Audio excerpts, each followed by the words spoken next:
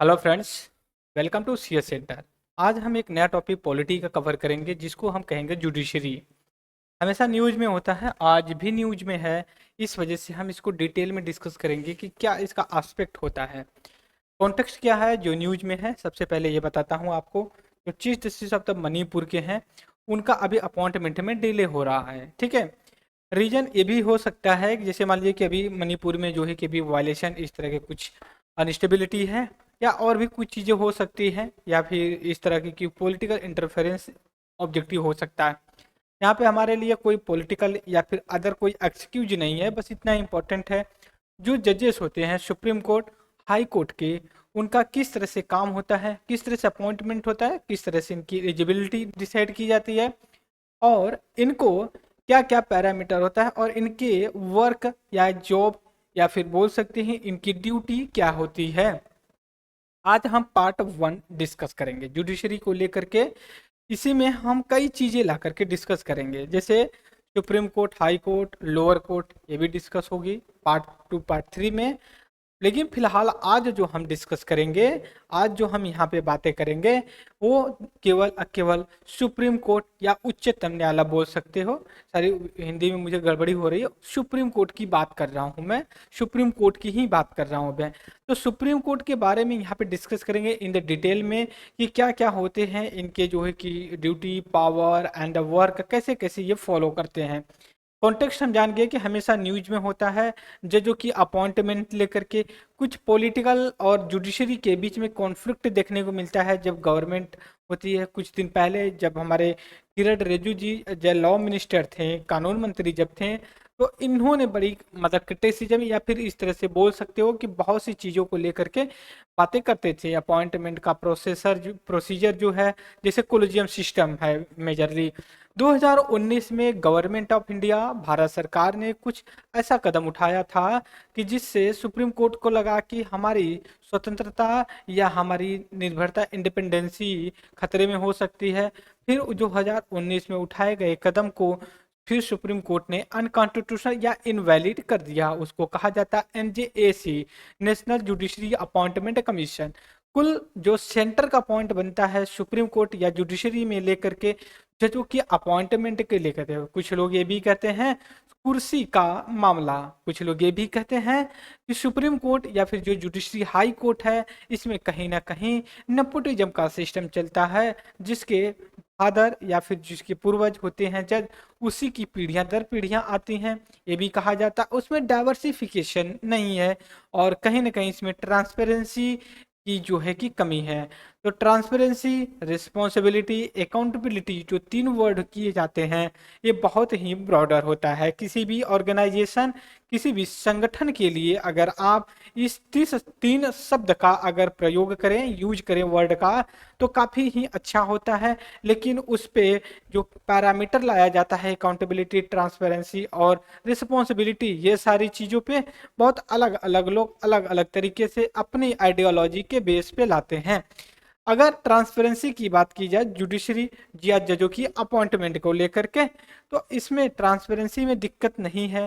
दिक्कत ये है कि जब लोग आते हैं वो उनका कहीं ना कोई फैमिली बैकग्राउंड बिलोंग करता है उनके पूर्वजों से। जैसे इस समय जो चीफ जस्टिस ऑफ इंडिया, इनके भी पूर्वज जो रहे हैं सुप्रीम कोर्ट के जज रहे हैं। दूसरी चीज, बहुत कम लोग आते हैं कि जिनका कोई इस जजों से बैकग्राउंड में नहीं होते हैं।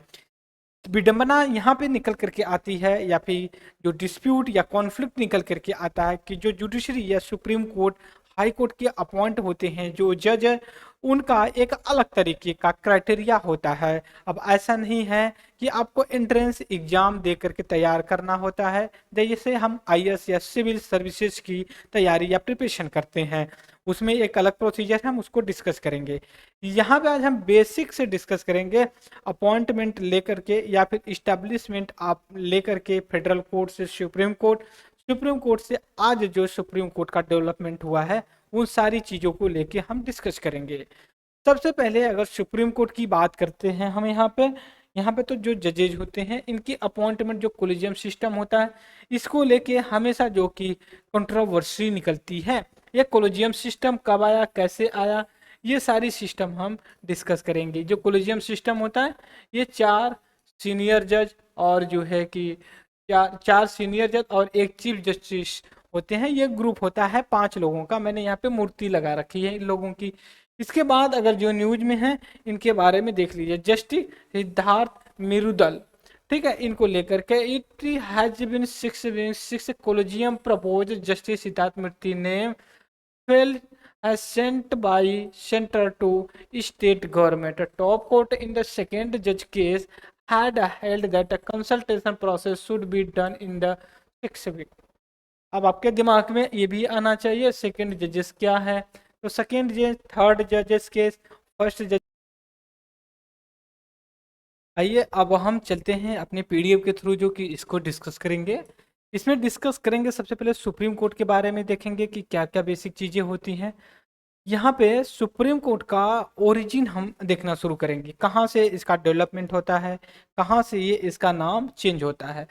सबसे पहले देखिए कि जो इंडिया की जुडिशरी है वो इंटीग्रेटेड है। इंटीग्रेटेड मीन्स ये हो जाता है, मैं यहाँ पे आपको बता रहा हूँ, ऊपर सुप्रीम कोर्ट होती है, ठीक है, इसके नीचे हाई कोर्ट होती है, फिर इसके नीचे जो है कि लोअर कोर्ट होती है, ठीक है, लोअर कोर्ट या फिर बोल सकते हैं डिस्ट्रिक्ट कोर्ट जिसको बोलते हैं। फिर डिस्ट्रिक्ट कोर्ट के नीचे फिर आगे छोटे छोटे होते हैं।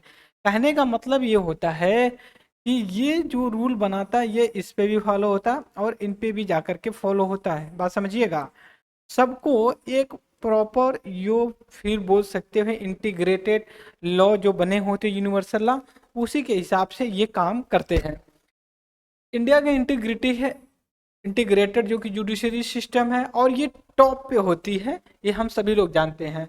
दूसरी ये भी चीज़ है कि जो टॉप पे होती है मतलब दिल्ली में इसकी बेंच बैठती है, और जो चीफ जस्टिस ऑफ इंडिया होते हैं उनके पास ये अथॉरिटी होती है कि इसकी बेंच को कहीं और भी जो कि इस्टेब्लिश कर सकते हैं। एग्जाम्पल के लिए अगर मैं बात करूं तो बीच में बहुत से बवाल चले हुए थे कि सुप्रीम कोर्ट का एक बेंच वेस्टर्न यूपी में बनना चाहिए। सपोज करिए आपका कोई यूपी का कोई स्टेट या जो डिस्ट्रिक्ट है, कोई मान लीजिए सहारनपुर या फिर अमरोहा या एकदम उत्तराखंड से लगा, आप उसको लखनऊ के लिए जाना होता है तो उसमें प्रॉब्लम आती है, ठीक है। उससे अच्छा वो सुप्रीम कोर्ट चला जाएगा दिल्ली में। और समझिए गाजियाबाद दिल्ली में कितना अंतर है, ज़्यादा नहीं है, गाजियाबाद से सीधे दिल्ली उठ करके आ जाए, तो इसमें बात चलती है। और यहाँ पे single system of the court हो और एडाप्टेड किया गया गवर्नमेंट ऑफ इंडिया एक्ट 1935 के अंतर्गत इसको जो है कि इस्टेब्लिश, और ये इन्फोर्स करती है दोनों का लॉ, दोनों का कानून जो है कि ये लागू करती है, सेंट्रल गवर्नमेंट सेंट्रल का और जो है कि राज्य दोनों का जो है कि करती है। लेकिन यूनाइटेड स्टेट ऑफ अमेरिका के अगर कॉन्टेक्स्ट में देखा जाए तो ऐसा नहीं है। वहाँ पे जो सुप्रीम कोर्ट है एक ऊपर की देश की, वो एक बड़ा लेवल का देखती है, लेकिन जो नीचे लेवल की है स्टेट लेवल की, वो जो है कि अपना स्टेट का देखती है। उससे जो वहाँ की सुप्रीम कोर्ट है या फिर वहाँ की जो हाई कोर्ट है, दोनों का कोई कनेक्शन नहीं होता है, ये अपने नियम कानून हिसाब से करती है। और जो सुप्रीम कोर्ट होती है सेंट्रल गवर्नमेंट का ही लॉ देखती है, ना कि राज्य सरकार का देखे, ठीक है। लेकिन इंडिया में ऐसा नहीं है, क्यों? क्योंकि इंडिया की जो जुडिशरी है इंटीग्रेटेड है। सुप्रीम कोर्ट है, फिर इससे लटकी हुई है, ठीक है, सुप्रीम कोर्ट से हाई कोर्ट है, फिर हाई कोर्ट से जबकि लोअर कोर्ट, इसको डिस्ट्रिक्ट कोर्ट बोलते हैं। इसके साथ यहाँ फेडरल सेक्टर है, फिर स्टेट जुडिशरी दोनों की, और वहाँ पे double system of the judiciary है यूनाइटेड स्टेट ऑफ अमेरिका में, एक सेंट्रल गवर्नमेंट की हो गई और दूसरी जो है कि स्टेट गवर्नमेंट। लेकिन इंडिया में ऐसा नहीं है। लेकिन इंडिया एक फेडरल लाइक कंट्री है यूएसए की, लेकिन इसमें जो फंडामेंटल डिफरेंसेस है इंडिया के फेडरलिज्म से और यूनाइटेड स्टेट ऑफ अमेरिका के फेडरलिज्म से, क्योंकि ये होल्डिंग टुगेदर है, ठीक है, और यूनाइटेड स्टेट ऑफ अमेरिका का कमिंग टुगेदर है। अब बताते हैं होल्डिंग टुगेदर का मतलब सबको पकड़ के रखा गया है इंडिया में, ठीक है। नहीं, आप नहीं जा सकते बाहर जम्मू कश्मीर का कि हमें अलग देश चाहिए, नहीं है, डंडा मार के अंदर लाएंगे। तमिलनाडु का था उसको अंदर लाएंगे, नॉर्थ ईस्ट स्टेट के कुछ लोग बोलेंगे तो हम उनको जो है कि पकड़ के रखेंगे, बाहर नहीं जा सकते, आप देश के अंदर चाहे जैसे कर सकते हो। इसी वजह से, लेकिन यूनाइटेड स्टेट ऑफ अमेरिका में ऐसा नहीं है, सबका अपना अपना काम है अपने अपने हिसाब से करते हैं। जब मेजर इशू आता है तो सेंट्रल गवर्नमेंट देखती है, यूनाइटेड स्टेट ऑफ अमेरिका के नाम से जाना जाता है। जैसे मान लीजिए फॉरेन पॉलिसी देखना है, डिफेंस देखना है, कम्युनिकेशन, रेलवे, तो ये जो है कि केंद्र देखती। हमारा जो फेडरल स्ट्रक्चर है, ठीक है, संघीय व्यवस्था, वो जो कि कनाडा के बेस पे लिया गया है। किस पे? कनाडा के बेस पे लिया गया है, इस बात को समझिएगा। इसके साथ ही साथ हम आगे चलेंगे अपने कि जो सुप्रीम कोर्ट ऑफ इंडिया है, सुप्रीम कोर्ट, ये जो इंडिया में बात, इनके कॉन्स्टिट्यूशन में जो बात कही गई है दोस्तों, वो कहाँ पे कैसे कही गई? ये सबसे पहले पार्ट 5 में, पार्ट 5 में आर्टिकल 124 से लेके 147, ये देखिए यहाँ पे कितने पे? 147। एक सेकेंड, थिकनेस में बढ़ा लेता हूँ। 124 से लेके 147 होता है, ठीक है। और पार्ट 5 में ये बराबर लिखा गया है कॉन्स्टिट्यूशन की, ये डील क्या क्या करेगी, ये ऑर्गेनाइजेशन कैसा होगा, फिर इसकी इंडिपेंडेंसी कितनी होगी, जूरिसडिक्शन क्या होगा, इसकी शक्ति क्या होगी, प्रोसीजर क्या होगा इसका, so on of the Supreme Court क्या क्या होगा। Parliament also authorise to regulate the, पार्लिया अगर कोई कानून व्यवस्था, सुप्रीम कोर्ट की जो सिस्टम, उसमें कुछ बदलाव करना है, तो जो हमारी संसद है, संसद पार्लियामेंट, इसके पास ये अथॉरिटी है कि ये सुप्रीम कोर्ट के पावर को ऊपर नीचे कर सकती है। लेकिन सुप्रीम कोर्ट का पावर ऊपर नीचे करने से पहले सुप्रीम कोर्ट अलर्ट हो जाती है, कहते भाई ऐसा है ना, आप हमारी स्वतंत्रता, हमारी इंडिपेंडेंसी को थोड़ा सा भी जो है कि टच मत करिए। अगर आप करते हैं तो हम उसका जुडिशियल रिव्यू करेंगे, स्क्रूटनी करेंगे। इसी बात को लेकर के जो हमारे लीडर होते हैं चिढ़ते हैं या फिर गुस्सा हो जाते हैं हमारी जुडिशरी, या बोल सकते हैं हाई कोर्ट, सुप्रीम कोर्ट के लेकर के। ये देश की डेमोक्रेसी की एक पिलर है जो हमारी जुडिशरी बोली जाती है। तो ये एक तरह के गार्जियन के रूप में देख रेख करती है किसको? हमारे संविधान को, जो हमारा संविधान बाबा भीमराव अंबेडकर ने बनाया है। इसके साथ ये भी होता है कि अगर आपका फंडामेंटल राइट, हम कभी बताएंगे आपको मूल अधिकार को लेके फंडामेंटल राइट क्या है, कैसे है। आपका जनरली अगर फंडामेंटल राइट अगर वायलेशन हो, आप सीधे सुप्रीम कोर्ट जा सकते हो। सुप्रीम कोर्ट आपको मना नहीं कर सकती है और आपके जो कि राइट्स को चेक करेगी कि कहाँ पे वायलेशन हो रहा है, कहाँ पे जो कि आपका कोई भंग या फिर इस तरह का खतरा है। तो यहाँ पे हमने बात किया कि जो पार्ट, एक सेकेंड थोड़ा सा यहाँ पे हम इरेट कर लेते हैं यहाँ पे सॉरी, जो आर्टिकल 124 से लेके 147 के बीच में कहा गया है पार्ट 5 में, इसमें ये डील करता है। इसके बाद मित्रों हम चलते हैं अपने नेक्स्ट पे कि क्या कंपोजिशन क्या है सुप्रीम कोर्ट के जजों की और ये अपॉइंटमेंट कैसे जाते हैं। देखिए, जब देश आजाद हुआ उस समय नंबर्स ऑफ द जजेस सुप्रीम कोर्ट में कम थी। Due course of the time, समय के दौरान, समय को बीतते हुए समय के साथ सुप्रीम कोर्ट के जजों की जो संख्या बढ़ाई गई और वर्तमान में 34 जो है कि हमारे सुप्रीम कोर्ट के जज हैं। 34 में एक मुख्य न्यायाधीश जिसको चीफ जस्टिस ऑफ इंडिया या बोल सकते हो जो हमारे चंद्रचूड़ सर हैं, और जो 33 हैं, जैसे बता रहा हूं अब 34 हैं, इसमें 1+33, ठीक है, 34 लोग हो गए। लेकिन इससे पहले जो थे 31 थे, ठीक है, तो इसमें 1+30 थे, टोटल 30। तो अब हम कितने बढ़ा दिए? 4 लोगों को और बढ़ा दिए, सॉरी 3 लोगों को और इंक्रीज कर दिए। तो आपके दिमाग में आया क्या सुप्रीम कोर्ट के जो जज हैं अपने से ही कर लेते हैं? नहीं, ये हमारी जो पार्लियामेंट कानून बनाने का अधिकार है उसको, वो कानून के हिसाब से 2019 में इनेक्टमेंट करके सुप्रीम कोर्ट नंबर ऑफ जज amendment act 2090, supreme court number of जज अमेंडमेंट एक्ट 2019 को जो है कि अमेंड किया गया, फिर जजों की संख्या बढ़ा दी गई। लेकिन जब सुप्रीम इंडिया इंडिपेंडेंट हुआ तो ओरिजिनल जो सुप्रीम कोर्ट थी वो उस समय 8 थे। Due course of the time बढ़ाते गए। ठीक है, उसके बाद जो लास्ट है 35 इन द 25 थे, और वर्तमान में कितने हैं? 33+1। ठीक है, 30 सॉरी 34 है हमारे पास। अब दिमाग में ये आना चाहिए, चलिए पार्लियामेंट लॉ बनाते तो क्या ऐसे ही बढ़ा दिया जाता? नहीं सर, इसके लिए क्या प्रॉपर लॉ बनता है, और ये भी देखा जाता है पॉपुलेशन जो है हमारी देश की बढ़ रही है, तो जजों का केस भी तो बढ़ेगा ना। तो काम करने के लिए जो जजेस हैं इनकी भी तो नंबर्स बढ़ने चाहिए। पता चले 30 बेचारे काम कर रहे हैं, ऊपर से 2 महीने वोकेशन छुट्टी पे जाते हैं ये लोग।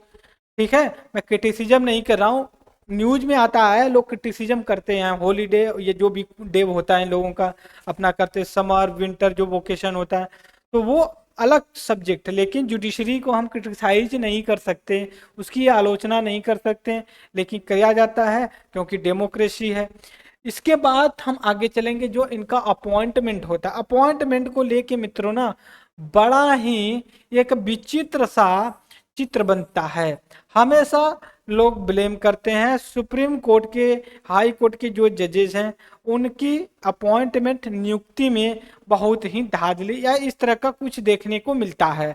तो लोग चिढ़ते हैं। सुप्रीम कोर्ट के जो जज हैं वो कहते हैं भैया हम सही कर रहे हैं, इसके लिए आप टेंशन मत लीजिए, हमें पता है क्या सही है क्या गलत है। अभी सुप्रीम कोर्ट के जज जो चीफ जस्टिस ऑफ इंडिया है, उनका एक कोड में कहीं पढ़ा था, कोड ये आया हुआ था, सुप्रीम जो कॉन्स्टिट्यूशन क्यों कॉन्स्टिट्यूशन है, ये कहते हैं कि those people don't respect don't believe in the constitution, वो जो नहीं बिलीव करते हैं संविधान में, संविधान उनकी भी रक्षा करता है।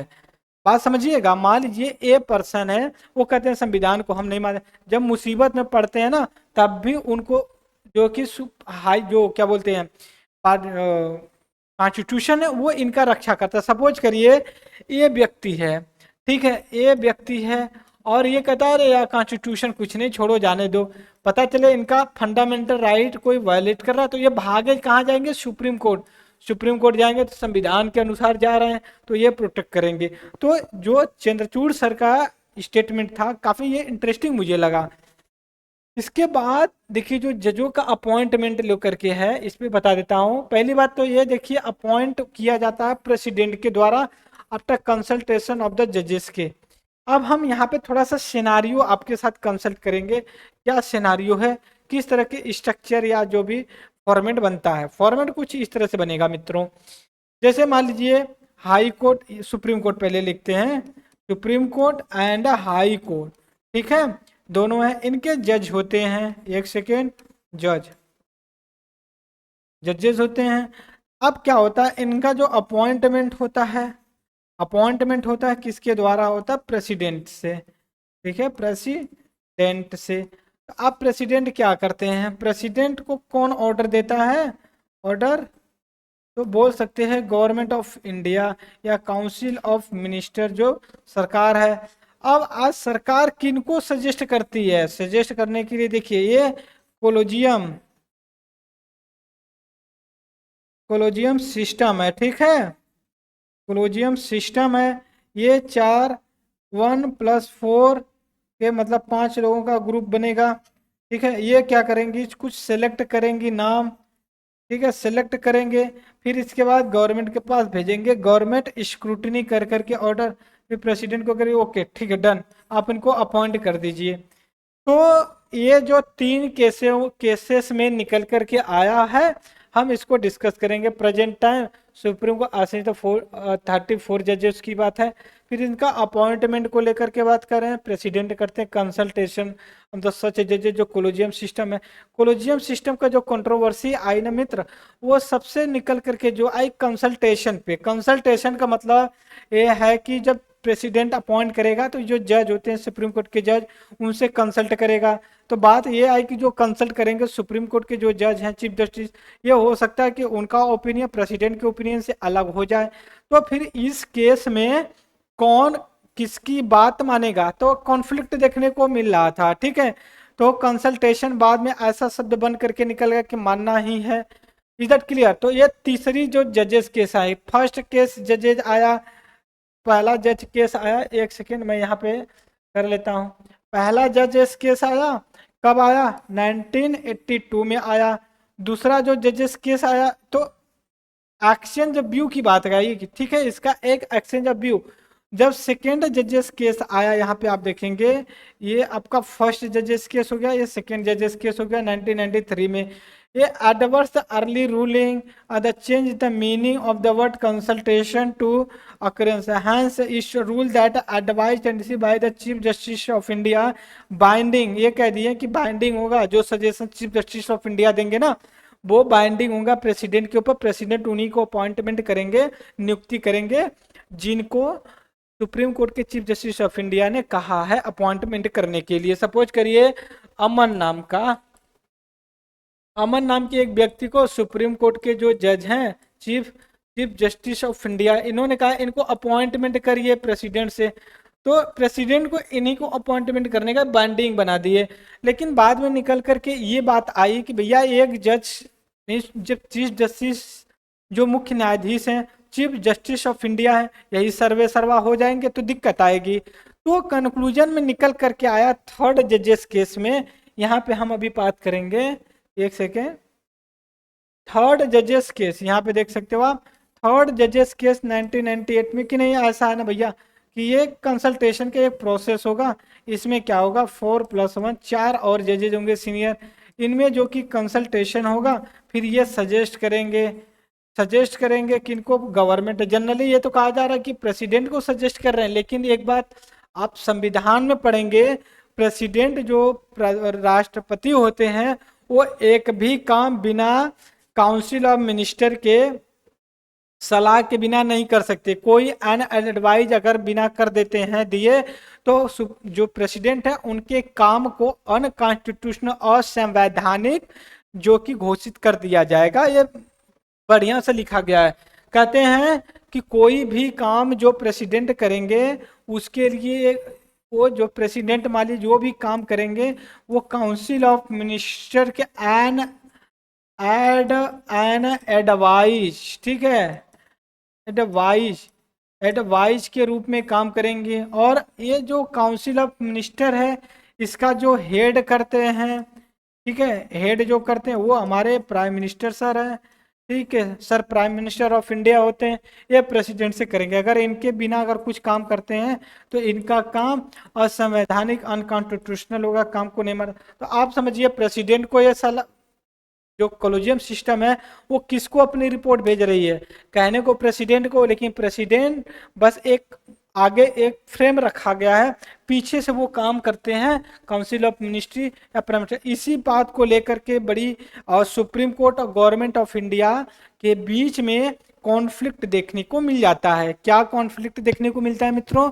ये होता है कि सुप्रीम कोर्ट की जो कॉलेजियम है उसने कुछ नाम भेजा, नेम सजेस्ट किया गवर्नमेंट को कि आप इन 10 नामों में से स्क्रूटनी करके आपको जजों की अपॉइंटमेंट फला फला हाई कोर्ट या सुप्रीम कोर्ट में कर दीजिए।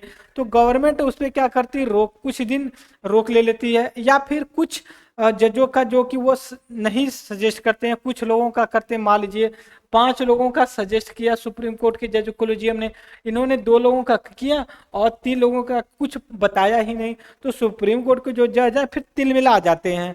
तिल मिलाने का मतलब ये गुस्सा हो जाते हो, खुन्नस खा ले, कहें ऐसे कैसे कर सकते हो, हमने तो भेजा था, ठीक है। तो कई बार बड़ा कॉन्ट्राडिक्शनरी देखने को मिलता है। तो यहाँ पे जो प्रोसेस है बस प्रोसेस समझ लीजिए हमने क्या किया, कैसे किया।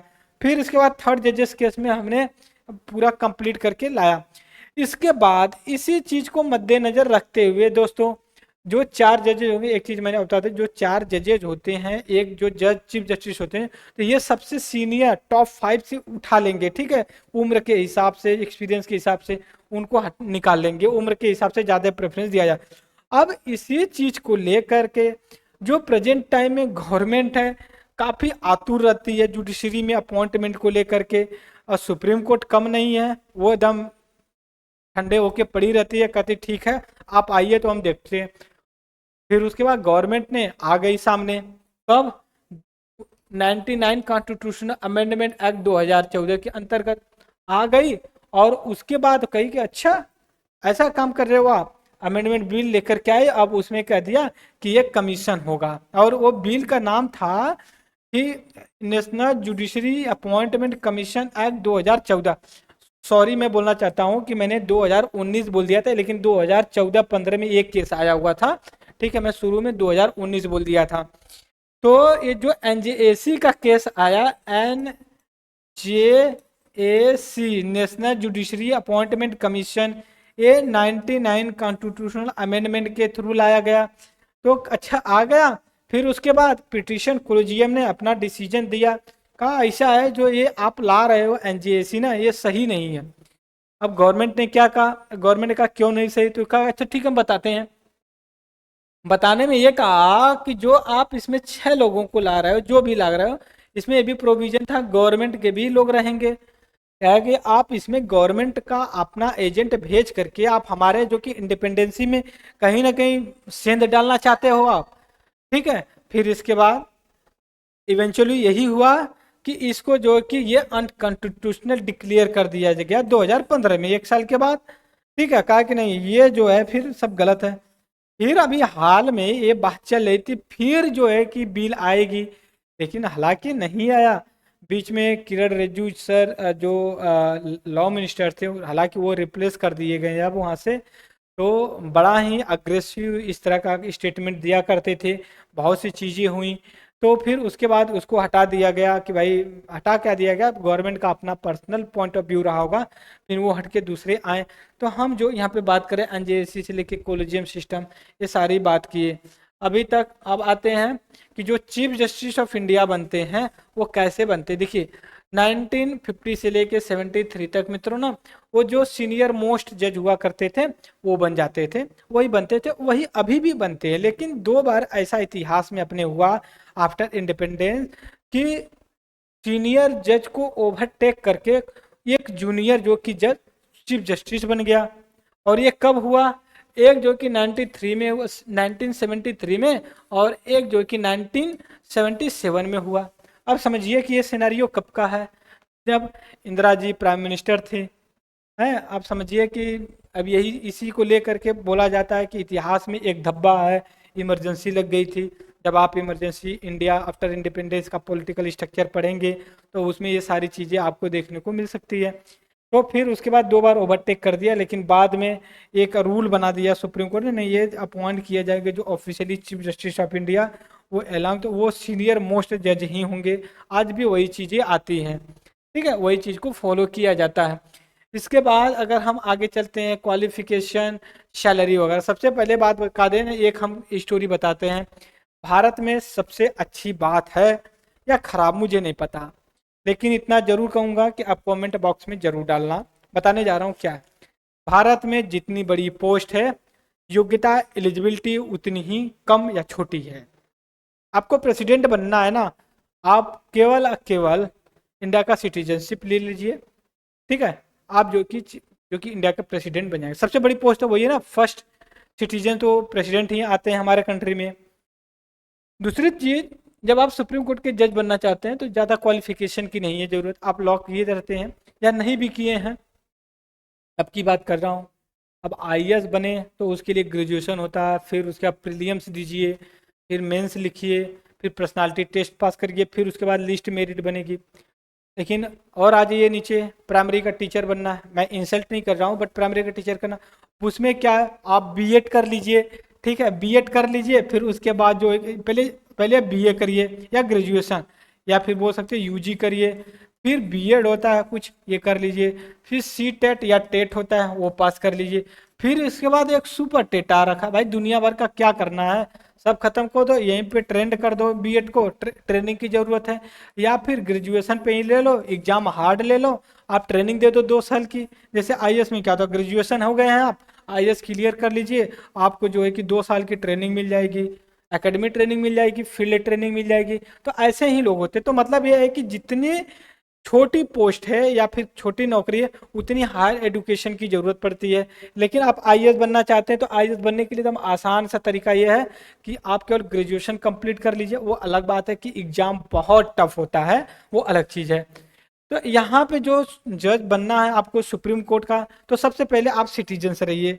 दूसरा क्या है कि आप जो है कि जज रहिए कहाँ के, हाई कोर्ट के 5 साल। एक ही कोर्ट में रहिए या डिफरेंट डिफरेंट कोर्ट में रहिए, जज रहिए 5 साल।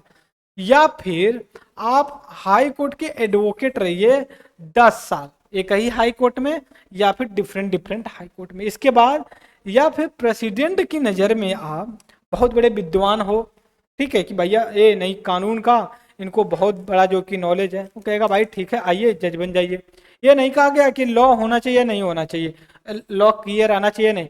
ये हालांकि यहाँ से तो बात पता चलती है कि जज बनना और प्रैक्टिस करने के लिए, अरे प्रैक्टिस करने के लिए तो लॉ होना चाहिए आपके पास। लेकिन यहाँ पे तो नहीं पता चल रहा है ना आपके डिस्टिंग्विश जूरिस हो क्या है कैसे, ये नहीं। तो आप कर लीजिए। उसके बाद अगर बात आती है, बड़ी अच्छी बात है कि अगर आपसे मैं पूछूं कि अगर आप जज बनना चाहते तो मिनिमम एज क्या है, तो मिनिमम एज कहीं डिफाइन नहीं की गई है।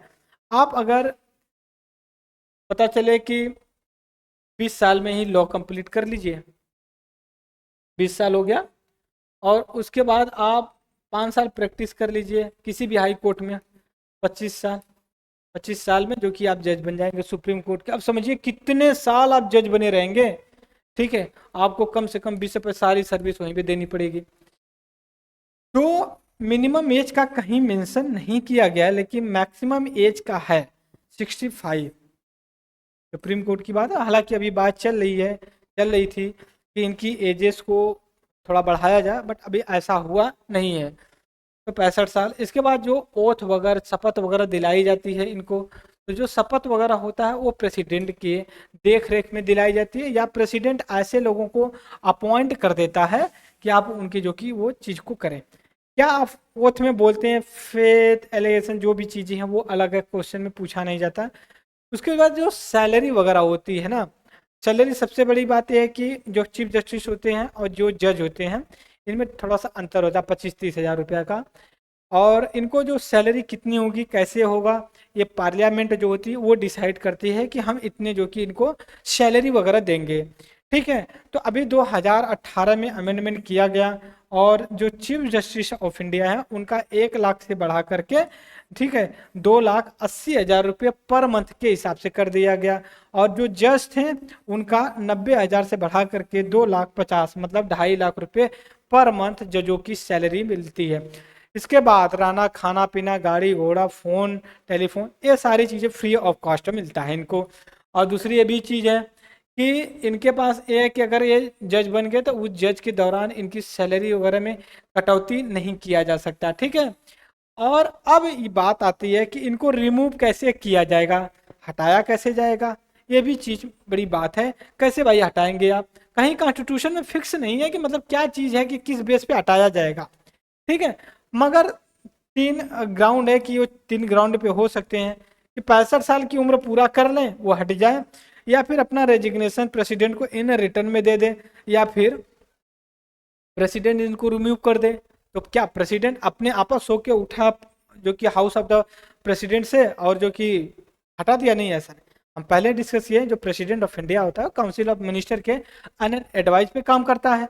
तो जब वो काउंसिल जब एड एन एडवाइस देगी तो वो जो कि पास होगा। तो an advice council of minister ऐसे भी नहीं है कि जब उठी तब वो कह दी, में भी प्रोविजन है। प्रोविजन ये है कि 100 लोग लोकसभा में, यहाँ पे बता रहा हूँ मैं, 100 लोग अगर लोकसभा में प्रोसीजर पास चालू होता है तब 100 लोग लोकसभा में, या फिर अगर राज्यसभा में होता है तो 50 लोग, ठीक है। 50 लोग रिटर्न में लिख करके जो प्रिसाइडिंग ऑफिसर स्पीकर या चेयरमैन है उनको देंगे, तब आगे प्रोसीजर चालू होगा। लेकिन एक चीज और है यहाँ पे टेक्निकल, जो प्रिसाइडिंग ऑफिसर होते हैं स्पीकर या फिर बोल सकते हो जो चेयरमैन है, ये मना भी कर सकते नहीं भाई हम ये एक्सेप्ट नहीं कर रहे आप जाइए अपने घर, वो रिजेक्ट भी कर सकता है। तो यहाँ पे ये चीजें समझिए, अगर वो एक्सेप्ट कर लेता है फिर क्या होगा। तो ये होगा कि ये करेंगे, एक सेकेंड थोड़ा सा और हम ऊपर ले लेते हैं। ये करेंगे कि 3 लोगों की एक कमेटी बनाई जाएगी। बात समझिए, ये 3 लोगों की जो है कि कमेटी बनाई जाएगी, और 3 लोगों की कमेटी जो है कि इन्वेस्टिगेट करेगी, और इन्वेस्टिगेशन करने के बाद जब पाएगी तो फिर प्रेसाइडिंग ऑफिसर को देगी, फिर प्रेसाइडिंग ऑफिसर प्रेसिडेंट के पास जाएगा हाउस से, फिर प्रेसिडेंट जो कि उसको हटाएगा। लेकिन जो ग्राउंड है इनको रिमूव करने का, कहीं ऐसा मेंशन नहीं है, लेकिन 2 वर्ड यूज किया जाता है। ग्राउंड क्या है कि वो अपने मिसबिहेवियर कर लें, या फिर इन कैपेसिटी मतलब योग्य ना हो पाए, इन क्षमता ना है कि परफॉर्म कर सके। लेकिन मिसबिहेवियर है क्या, ठीक है, मिसबिहेवियर अव्यवहार है क्या, कहीं डिसाइड नहीं किया गया है। और ये डिसाइड करने के लिए बोल सकते हो आप कि जो 3 लोगों की कमेटी बैठेगी वही जो कि डिसाइड करेंगे। यहाँ पे देखिए 3 लोगों की कमेटी होगी, फिर कमेटी से कंसिस्ट पहली बात चीफ जस्टिस ऑफ इंडिया या जज ऑफ द सुप्रीम कोर्ट के, या एक chief justice of India high court के किसी के हो सकते हैं, डिस्टिंग्विश व्यक्ति जूरिश हो सकता है। इस कॉन्टेक्स्ट में ये 3 लोग होंगे। इसके बाद अगर यहाँ पे चीफ जस्टिस और जस्टिस की बात करें, हालांकि चीफ जस्टिस ऑफ इंडिया को ही हटाना है, तो आप क्या करेंगे? तो चीफ जस्टिस ऑफ इंडिया तो कमेटी का मेंबर होगा नहीं, तो जो सीनियर जज होगा उसको जो है कि हम इंक्लूड कर लेंगे। इसके बाद दोस्तों एक सेकेंड थोड़ा सा, इसके बाद सारी चीज़ें वही हैं जो मैंने पहले ही कर लिया था, पास कर लिया था कि भाई क्या क्या होता है। इसके बाद जो ये पास किया जाता है ना, ये स्पेशल मेजोरिटी होनी चाहिए, वैसा नॉर्मल नहीं। 2/3 लोगों से जो कि मेजोरिटी पास करनी चाहिए, उसके बाद जा करके इनको जो है कि रिमूव किया जाएगा। लेकिन एक इंटरेस्टिंग बात है कि अभी तक इतिहास में जब से देश आज़ाद हुआ है, इंडिपेंडेंस हुआ है, तब से लेके अभी तक एक भी जज का इम्पीचमेंट या फिर इस तरह की प्रोसीजर नहीं हटाया नहीं गया। एक बार थोड़ा सा लोग गेम खेलने की कोशिश किए थे 91 93 के बीच में, लेकिन वो जो जज थे वी रामास्वामी, लेकिन उनको हटाया नहीं जा सका। प्रोसीजर तो शुरू हो गया था, क्यों नहीं हटाया जा सका? क्योंकि कांग्रेस पार्टी अपने आप को वहां से वोटिंग से निकाल दी, कहीं कि नहीं हम नहीं रहेंगे इस वोटिंग में, आपको करना करिए। जब कांग्रेस निकल गई तो पार्टी बची ही कौन, ठीक है। तो इस वजह से जो इम्पीचमेंट था वो रुक गया, और ये कंप्लीट इंडिपेंडेंट प्रोसीजर नहीं है, और इसको जो है कि हम इस हिसाब से कहते हैं, कांग्रेस पार्टी जब एब्सेंट होती है तो इसको हटा ली जाती है। इसके बाद हम चलेंगे अपने नेक्स्ट इस सेक्शन में। कुछ चीज़ें ऐसी होती हैं कि जैसे यहाँ पे वर्ड दिया गया एक्टिंग, एक सेकेंड, एक्टिंग दिया गया, एडहॉक दिया गया, retired. Acting chief justice of India, suppose करिए चंद्रचूड़ सर हैं, कहीं गए हैं बाहर या फिर बीमार पड़ जाते हैं, काम नहीं कर पाते हैं, तो उनकी जगह कोई एक ऐसा चीफ जस्टिस ऑफ इंडिया होना चाहिए एज ए एक्टिंग के रूप में काम करता हो। तो उसका अपॉइंटमेंट कौन करेगा? वो प्रेसिडेंट करेंगे अपॉइंटमेंट। कौन से? ये वैकेंट हो जाए सीट, भाई खाली अभी किसी का अपॉइंटमेंट नहीं हुआ। दूसरा एक टेम्पोररी अब्सेंट हो या अनेबल हो, काम करने के योग्य ना हो, कुछ दिक्कत हो, बीमार हो गए हो, तो प्रेसिडेंट जो कि कर देगा। जो एडहॉक है, एडहॉक जज की बात आती है, एडहॉक जज तब अपॉइंट किए जाते हैं जब कोरम पूरा करना होता है। मान लीजिए कोई केस देखना है कि भाई आप मिनिमम 5 जजों का बेंच होना चाहिए कॉन्स्टिट्यूशनल बेंच के लिए, या फिर कोई केस मान लीजिए कि 10 लोगों की देखिए, अभी 11 लोगों का उसमें देखना है, एक जज कम पड़ रहा है, तो इसमें क्या है, कोरम, लैक ऑफ कोरम पूरा करने के लिए जो है कि chief justice of India appoint कर लेता है। लेकिन ये टेम्पोररी पीरियड के लिए होते हैं, लेकिन ये कंसल्ट करना पड़ता है जिस हाई कोर्ट से लाया जाता है वहां से। और ये भी चीज है, प्रीवियसली प्रेसिडेंट से कंसल्ट करना पड़ता है चीफ जस्टिस ऑफ इंडिया को कि नहीं सर, प्रेसिडेंट सर हम चाहते हैं कि आप इस आदमी को हम आज एडहॉक पे लाना चाहते हैं, आप अपना परमिशन दे दीजिए। तो प्रेसिडेंट कहेगा ठीक है, इट्स ओके, कंटिन्यू। इसके बाद रिटायर जज, जैसे मान लीजिए रिटायर जज हैं, ठीक है, और हम चाहते हैं कि भाई वो आकर के अपनी सर्विस दें, उनको सारी चीज़ें फैसिलिटी मिलेगी जो एक नॉर्मल जज को मिलता है, तो वो किया जाता है। प्रीवियसली पहले कंसल्ट किया जाएगा, जो जज है उससे तो बात की जाएगी ना, भाई आप करना चाहते हो, हम रिक्वेस्ट कर रहे हैं आप आइए। यही मान लीजिए कोई रिटायर प्रोफेसर, हम तो रिक्वेस्ट करेंगे ना उनसे कि सर आप आइए हमारे इंस्टीट्यूट में जो कि जुड़ी है, पढ़ाइए। इसके बाद तो इसमें प्रेसिडेंट का कंसल्टेशन बहुत ज़रूरी होता है। जो रिटायर जज होते हैं अपॉइंटमेंट जो कि रिक्वेस्ट पे जो कि चीफ जस्टिस ऑफ इंडिया करता है। इसके बाद जो सीट है, सीट का मतलब जो हमारी सुप्रीम कोर्ट है वो कहाँ है, दिल्ली में है। तो दिल्ली में ही रहती है या फिर और भी बाहर किया जा सकता है। फॉर एग्जांपल के लिए अगर मैं बात करूँ आपसे, मुंबई हाई कोर्ट है, इसकी बेंच भी है कई जगह, नागपुर में है, कोल्हापुर में है। यूपी का ले लिए इलाहाबाद में मेन हाई कोर्ट है, उसकी बेंच आपकी लखनऊ में भी है, छोटी सी हाई कोर्ट बोल सकते हो। सपोज करिए सुप्रीम कोर्ट की बेंच एक बनानी हो या फिर और भी कहीं सीट बनाना हो कि भाई चलो जो वेस्टर्न यूपी के लोग हैं उनके सहूलियत के हिसाब से हम गाजियाबाद में एक जो है कि यूपी का, या फिर बोल सकते हो जैसे मान लीजिए कि सुप्रीम कोर्ट की बात हो रही है ना, सुप्रीम कोर्ट यहाँ कहाँ है कि नॉर्थ इंडिया में पड़ता है। साउथ इंडिया के लोगों के लिए मान लीजिए सहूलियत के लिए एक होगा मदुरई जो तमिलनाडु में पड़ता है, या बेंगलुरु में हम एक सुप्रीम कोर्ट का वो एक और भी ब्रांच बनाना चाहती है, एक ही मेन ब्रांच है दिल्ली में, एक और बनाना चाहते हैं। तो उसके लिए जो चीफ जस्टिस ऑफ इंडिया होते हैं उनके पास ये ऑथराइज है कि वो जो कि ये कर सकते हैं regarding only with approval of president के हिसाब से। लेकिन ये कोई ओनली ऑप्शनल है, कोई कंपलसरी नहीं कि आप करिए ही करिए, अगर होता तो शायद हो गया होता। इसके बाद अगर हम बात करें procedure, procedure of the Supreme court का मतलब कि क्या क्या है चीज़ें, कैसे डिसाइड किया जाता है। अगर मान लीजिए कि आपसे कोई केस है, अगर मान लीजिए कॉन्स्टिट्यूशनल, यहाँ पे देखिए कॉन्स्टिट्यूशनल, कॉन्स्टिट्यूशनल कॉन्स्टिट्यूशनल केस है, तो उसके लिए कम से कम 5 जजों की जो कि बेंच बैठनी चाहिए। अगर अदर देन कॉन्स्टिट्यूशनल बेंच के हिसाब से, मतलब इशू के हिसाब से, तो कम से कम 3 जजों की बेंच होनी चाहिए। बेंच मतलब ग्रुप ऑफ द जजेस का होना चाहिए, इस हिसाब से है।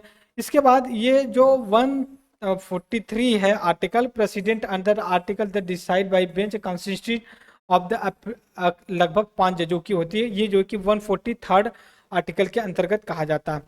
इसके बाद independency of the Supreme court के बारे में बात की जाती है। कैसे हम मान लें कि सुप्रीम कोर्ट इंडिपेंडेंस है। सबसे पहले अगर मानेंगे तो इनकी देखिए जो अपॉइंटमेंट होते हैं ये खुद ही अपना करते हैं, जैसे पहले किए कि जज खुद ही अपनी जो कि अपॉइंटमेंट कर लेते भैया, उसमें किसी का रोल नहीं होते, अपने जज चुनते हैं फिर भेजते हैं गवर्नमेंट, प्रेसिडेंट अपॉइंटमेंट कर लेता है। दूसरी चीज सिक्योरिटी ऑफ द टेन्योर, ऐसा नहीं कि जब मन किया तब हटा दिया गया और जब मन किया था अपॉइंटमेंट कर दिया गया, ऐसा नहीं है। इसके बाद इनका जो, एक सेकेंड, ओके, अब इसके बाद अब फिक्स सर्विस कंडीशन है, जो भी कंडीशन सर्विस सेवा दी जाती है, पेमेंट दिया जाता है वो फिक्स है। ऐसा नहीं कि काम करने के दौरान काम हो जाए तो फिर जो कि गवर्नमेंट कहे कि नहीं हम अब सैलरी ही नहीं देंगे। फिर इसके बाद है charge the consolidation fund of India, funds जो इनको पेंशन वगैरह दिए जाते हैं ना, वो कंसोलिडेशन फंड ऑफ इंडिया जो होता है उससे दिए जाते हैं। फिर कंडक्ट जज कांट बी डिस्कस, जो जज का डिसीजन होता है तो उसको हाउस या कहीं बाहर डिस्कस नहीं कर सकते, अदरवाइज कोर्ट ऑफ कंटेम्प्ट का जो कि केस लगा देंगे। फिर उसके बाद ये भी चीज़ है कि जब रिटायर हो जाते हैं तो आपको बैन कर दिया जाएगा कि आप कहीं प्रैक्टिस वगैरह नहीं करेंगे। फिर उसके पनिशमेंट कंटेम्प्ट, अगर आप कोई गलत काम करता है तो सुप्रीम कोर्ट के पास पावर है उसको पनिशमेंट कर देगा। जैसे अगर कोई सुप्रीम कोर्ट का अगर कोई क्रिटिसिज्म करता है तो सुप्रीम कोर्ट तुरंत उनको अपने निगरानी में लेगी, फिर उनको पनिशमेंट देगी, चाहे वो फाइनेंशियली हो चाहे जो हो। फिर उसका freedom to appoint its staff, अपने स्टाफ को ये खुद ही जो कि अपॉइंट करती है और ये नहीं करती है कि नहीं भैया जो कि गवर्नमेंट करे, ठीक है। इसके बाद हम चले power the punishment, freedom to appoint staff, it jurisdiction can't be cutted, इसके जो एरिया है, जो पावर है, इसको कम नहीं किया जा सकता, भले पार्लियामेंट बढ़ा दे। जैसे हमने कहा ना पार्लियामेंट के पास पावर है कि इसको जो कि इसके वर्क को कैसे काम करना है, कैसे करना है कर सकती है। तो ये केवल बढ़ा सकती है, घटा नहीं सकती। अब ऐसा नहीं कि सुप्रीम कोर्ट के डिसीजन को कम कर दिया जाए। एक बार कोशिश की गई थी इमरजेंसी के दौरान, लेकिन सुप्रीम कोर्ट ने पलट करके रख दिया। फिर इसके बाद नेक्स्ट पॉइंट देखते हैं क्या है इनकी independence, separation from the executive से कहा जाता है। ये सब एग्जीक्यूटिव और जो है कि ये क्या बोलते हैं जुडिशरी से एक दूसरे से अलग हैं। फिर इसके बाद हम next jurisdiction and the power of supreme Court, क्या इसके पावर हैं, क्या चीज़ें हैं, कैसे काम करते हैं। तो यहाँ पे देखिए पावर क्या दिया गया है, original jurisdiction, writ jurisdiction, appellate jurisdiction, advisory jurisdiction, a court of record, power of judicial review, constitutional interpretation and other power। सबसे पहले रीट में देखते हैं, अगर आपका फंडामेंटल राइट जो वो होता है, तो सुप्रीम कोर्ट के पास 5-6 जो है कि रीट होती है, हाइबियस कॉर्पस मैंडमस, वो इशू कर सकती है। अपीली टू रिडक्शन, आप लास्ट में अगर कोई चीज़ अपील करना चाहते हैं सुप्रीम कोर्ट में जा करके लास्ट अपील ही कर सकते हो।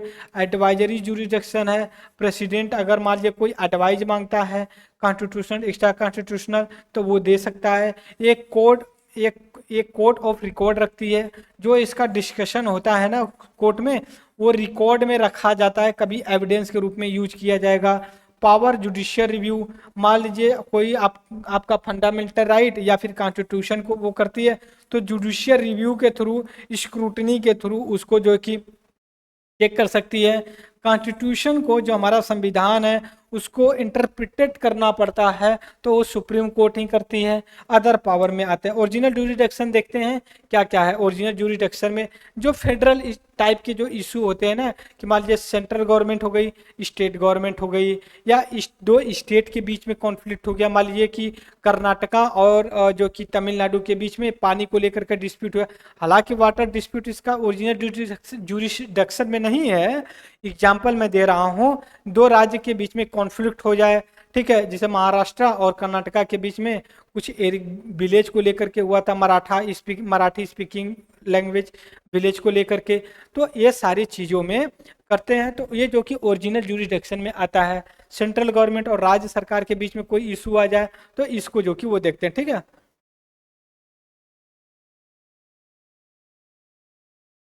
तो यहाँ पे जो कहने का मतलब है, ओरिजिनल ज्यूरिडिक्शन जो है ना, वो बहुत इंपॉर्टेंट है।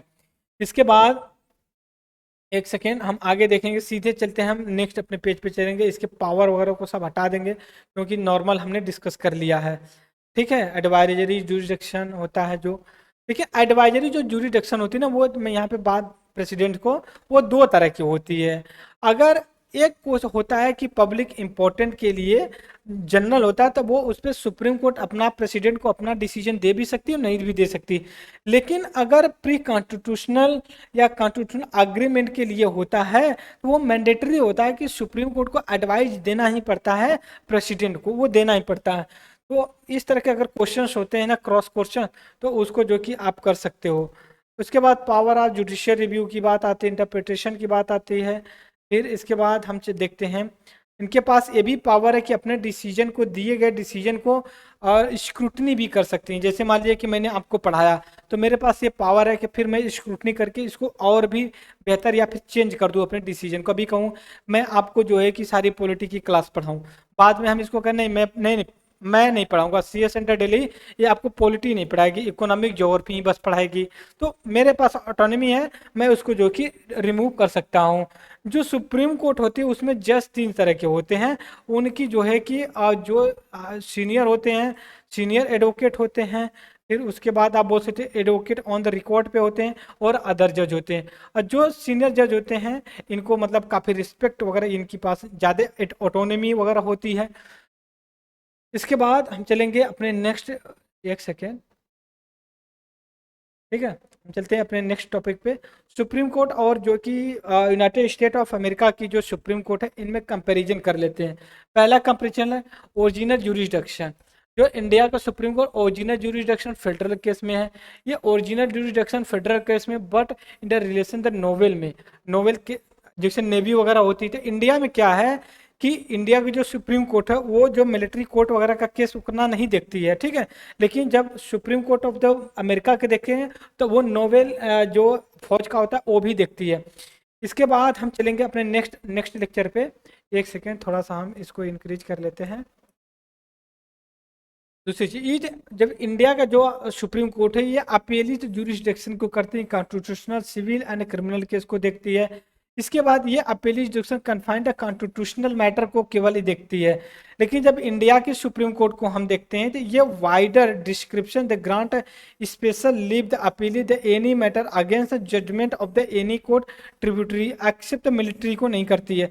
लेकिन नो सच ये पैनल द पावर, ठीक है। इसके बाद ये एडवाइजरी ज्यूरिसडिक्शन के काम करती है।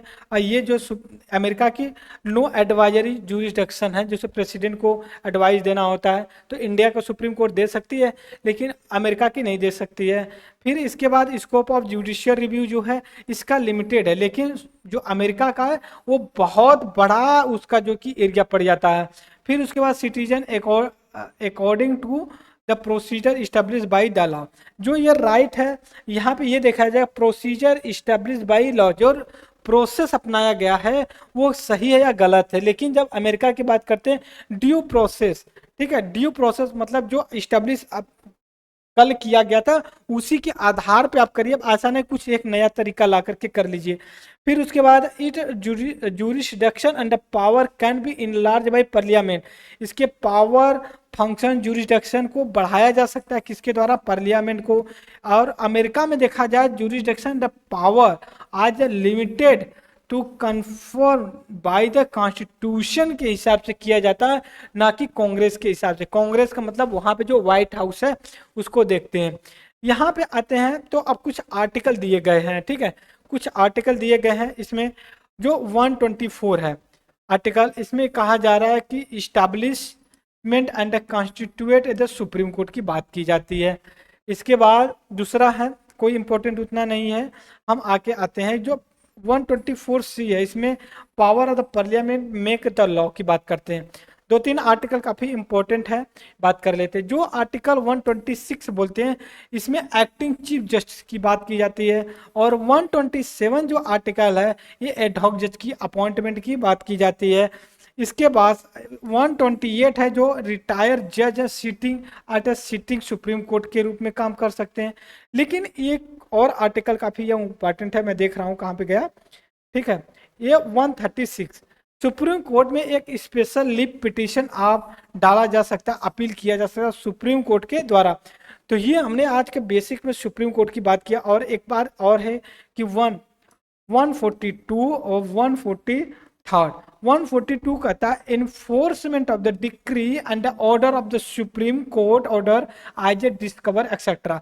सुप्रीम कोर्ट का जो ऑर्डर होता है उसके हिसाब से कोई ऑर्डर करता है तो उसको आप इन्फोर्स में लाइए, ये आर्टिकल 142 में कहा जाता है। इसके बाद 143 में एक आ जाता है प्रेसिडेंट का पावर कंसल्ट किया जाए प्रेसिडेंट जो कि सुप्रीम कोर्ट से, ठीक है, सुप्रीम कोर्ट के पास पावर, हमने कहा ना कि कोई इशू आता है तो सुप्रीम कोर्ट से जो कि प्रेसिडेंट जो कि कंसल्ट कर सकता है, इस कॉन्टेक्स्ट पे ये बात कर रहे हैं। तो ये हमने सुप्रीम कोर्ट के दोस्तों सुप्रीम कोर्ट के बारे में डिस्कस किया। और हमारा जो भी सच्चा झूठा जो भी यहाँ पे हम डिस्कस करते हैं, ये जो कि हम लक्ष्मीकांत से डिस्कस करते हैं। सभी लोग जानते हैं लक्ष्मीकांत जो है कि पॉलिटी के लिए एक तरह की अमृत का काम करती है। और डीडी वसु का मैं बाद में डिस्कस करूँगा, और आने वाले समय में NCERT भी फॉलो करूँगा, राइट। तो आई होप कि कुछ बड़ा लेक्चर हो गया होगा, बट अपने लेक्चर को यहीं पे रोकता हूँ। आपका कोई क्वेरी या हो सकता है कि ह्यूमन एरर की वजह से कोई मिस प्रोनाउंसिएशन या फिर इस तरह के कुछ फैक्ट्स ऊपर नीचे हुआ तो कमेंट बॉक्स में जरूर डालिए, मैं इसको जरूर करेक्ट करूँगा, राइट। तब तक के लिए thank you very much the discussion.